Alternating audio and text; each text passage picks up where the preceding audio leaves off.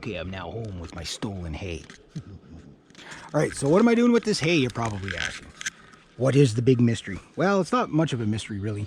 If you've followed this channel for any length of time, you've probably seen me do something sort of like this before. First off, I got to make a lot of mess through the yard. I could have probably drove the truck around and got it down there, but it's still pretty soft. I just don't want to leave the big ruts, so I'll do it the old-fashioned hard way. Why? Because I don't do things easily on this channel. If you came to this channel to learn how to do things fast, efficient, and easy, you've came to the wrong channel, for sure. But what I can do is start right there. And I'm going to leave that, because that's good for the bees. I swear I pulled all that out the other day. I took the mower through here. This is basically my garden. And what I'm going to do is cover everything down. I've got leaves down there already, but my leaves, I didn't get enough leaves in there in the fall. And I wanted to put in straw, but I just can't seem to get around to go get some bales of straw. But the hay was right there, and I had today. I want to have this thing ready to go by, we'll say, whoop, don't lose all that. Anybody that goes to drive behind me tomorrow morning is going to have a windshield full of hay, old moldy hay. The hay's actually not moldy though, it's pretty good. It stayed dry all those years. Kind of squishy there, not like my feet. It doesn't look wet, but trust me, it's still pretty wet. Now mind, this is a good day for labor intensive work. It's nice 34 degrees out, good heat stroke weather. Yeah, but basically what I'm going to do is just pile this on as thick as I can. It helps with the weeding. Now, I know I should dig all this up and stuff, but I'm not going to do that. I'm going to try something completely different. I know everybody's going to say you don't do it that way, blah, blah, blah. But I don't know about that, because there was this lady back in the 1940s. During World War II, I think she's accredited with, like, permaculture and victory gardens and stuff like that. I cannot think of this lady's name, but because they were so poor, it was during wartime, so they didn't have, there was gasoline shortages, and most people didn't have gas back then for tractors. What they did is horse and plow, right? So that, a lot of people don't realize, but like horse buggy, horse plow stuff, I'm not talking Amish people, I'm talking just like regular John Q. Public. They use that stuff predominantly into the 50s, right? And like most farms didn't have working tractors. They had the old-fashioned stuff that was left down, like 100-year-old plows, right? Hay rakes, those things were like 100 years old, 200, like people didn't throw anything away, and they couldn't justify the cost or the complexity of, modern machinery. So what this lady did, she didn't have a lot of property, but what she did have was access to hay, which she'd get the hay, and rather than spending her life weeding, she would let the hay do the work for her. And how the hay does the work is it keeps the weeds down. So when the weeds do come up, like if you leave it, eventually it'll grow through it. But it did two things she noticed. The first thing she noticed is it made weeding very, very easy. You didn't need to plow, so you didn't need a horse. And it kept, this is the bigger one, because after it would rain, okay, all that wet would stay underneath the hay, making it moist and lush for growing, which you didn't need to fertilize and stuff like that. All you had to do was just keep up on adding more hay. So how well does it work? Well, it actually works pretty well. You can't see it now, but there's still some straw left from about 2 years ago. And then the rest is all covered under the leaves. But basically what you're doing is you're creating a compost and growing your garden in a compost.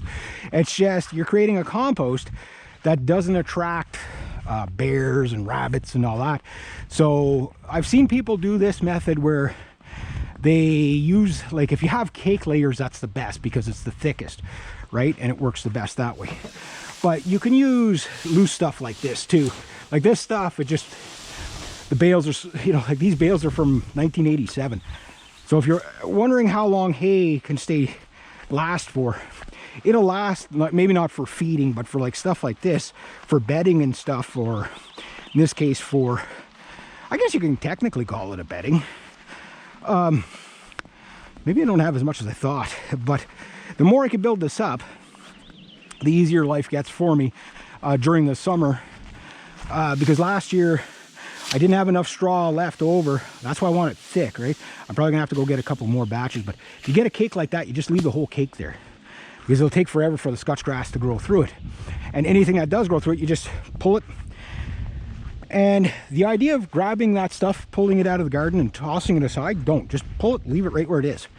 It all becomes compost, even the weeds.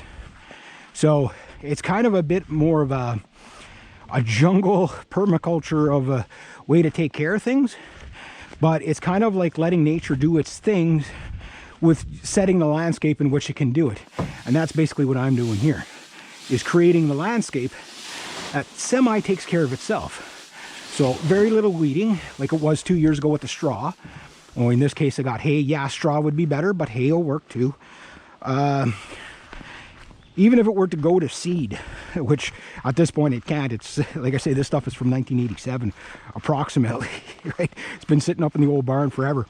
There was I always wondered what happened to the old bales of hay up there, but then I realized this is they just fell apart, you know, from, I guess, animals crawling through it and whatever. But yeah, I just put it on as thick as you can. The thicker the better. So you say, well, okay, well that's great, but how do you plant your garden? Well, that's where you're going to get, like, when I go to plant the garden in June, I'm probably going to plant a little late, just to ensure there's no frost killing my plants, right? But I had 15-foot high corn there, you know, in a place where you can't grow corn. So that should tell you something about the method, right? And I'm going to use the Three Sisters method again. Come here. Trying to pull it all forward without pulling it all apart. My goal is not to make too much of a mess in the yard, because, but see, if it's holding together with the cakes, it's not too bad. But yeah, the Three Sisters. So in South America, what they do is they plant corn, then they plant a bean of some sort, or several varieties, whatever, and a squash, pumpkin, anything big viney that goes along the ground. So the squash, pumpkin, vines, whatever, basically hold down the